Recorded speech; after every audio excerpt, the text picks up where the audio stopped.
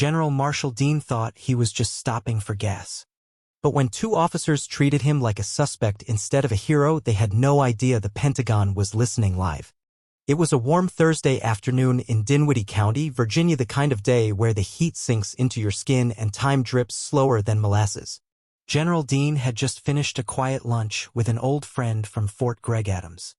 At 68, Dean had the look of a man who had weathered storms both in the line of duty and in the halls of national power. None of that mattered the moment he pulled into the Fillmore Gas and go off Interstate 85. He was driving a beige Nissan Altima rental, nothing flashy, just a practical ride for a short trip. He wore a navy polo tucked into tan khakis and scuffed brown loafers, the kind of outfit a man chose when he wanted to stay under the radar. But as he stepped out and reached for the gas pump, he noticed a patrol car slowly pass the entrance. It circled back. "Here we go," he muttered to himself.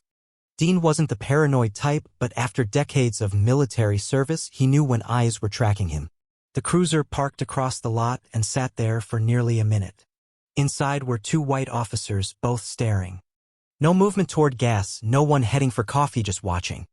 Then the doors opened. Officer Brent Tressler, late 30s, stocky, with a shaved head, approached with his hand resting on his holster. His partner, Officer Kyle Redford, younger and lankier, followed a few steps behind. "Sir," Tressler began, "can you step away from the vehicle for a moment?" Dean kept calm. "Is something wrong?" "We got a call about a suspicious vehicle. You match the description." Dean raised an eyebrow. "A beige Altima at a gas station?" Redford shifted awkwardly. "It's more about the individual, sir." "You, match the report?" Dean didn't flinch. "I'm a retired 4-star general in the U.S. Army. My name is Marshal Dean. I've just come from Fort Gregg Adams. I can show you my ID."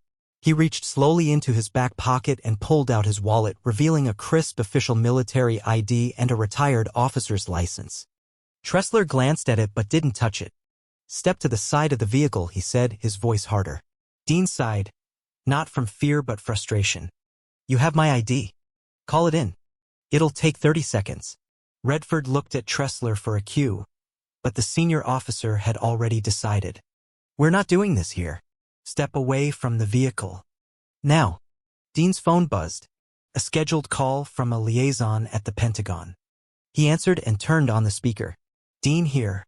Stand by," he said, his voice calm but strained. Tressler snapped. "That's it. Hands on the car. Now." Dean didn't move. "You're making a mistake." Redford reached for his cuffs. "Sir, we're not going to ask again." And just like that, it escalated. Guns stayed holstered, but hands turned aggressive. They shoved the general against the warm metal of the rental, scraped his knee, twisted his shoulder, and cuffed him. His phone hit the pavement, speaker still on. "General?" "General Dean," came the voice on the line, faint, alarmed. Redford noticed the voice. Tressler didn't care. "You're being detained," Tressler said. "For what?" Dean replied evenly, bitterly. "Being black at pump number 4? Back in Washington, D.C., Lieutenant Commander Serena Franks sat frozen at her desk in the earring of the Pentagon. She'd been on the call, heard the scuffle, heard Dean's controlled voice. Something was very wrong. She hit a secure line and called her supervisor. "Colonel Hendricks, I think General Dean's in trouble." Still on the call. Within minutes, Colonel Hendricks had a map pulled up. Location says Dinwiddie County, near Route 460. "Get me liaison services and a patch to the Virginia State Police." Back at the station, Tressler scribbled notes on a clipboard. Redford shifted uneasily, glancing at Dean in the back seat of the cruiser. Dean hadn't said a word since being cuffed. No protests. Just a steady, unreadable stare. Jada Pennington, a young woman parked by the convenience store, had started filming. Her tweet read, "2 cops arresting an old black man who literally said he was a general." The video caught fire online. In the county dispatch center, Troy McMillan took the call. "This is Colonel Hendricks from the Pentagon. Are your deputies detaining General Marshal Dean at a gas station near I-85? Troy blinked. "We did have a suspicious vehicle stop. Beige Altima, right?" "Yes." "Get me your supervisor. Now." Sheriff Byron Eckhart was briefed minutes later.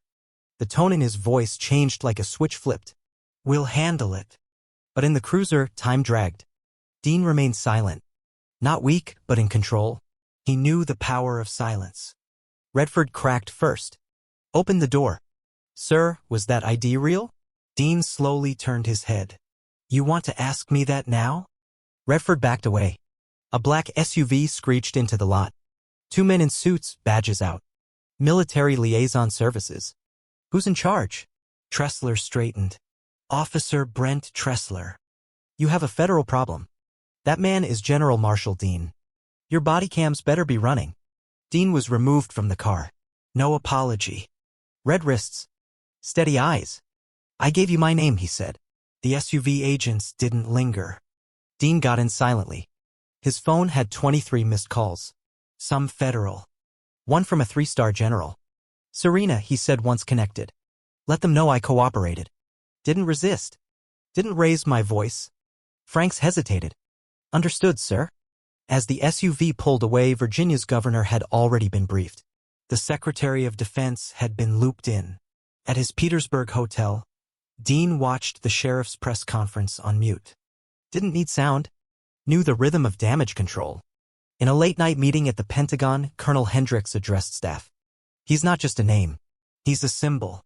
A man who served more than half the people in this room. What does he want? Someone asked. Hendricks paused. He hasn't said yet. Dean knew exactly what he wanted. Not revenge. Recognition. The next morning, an investigation was announced. Federal. Independent.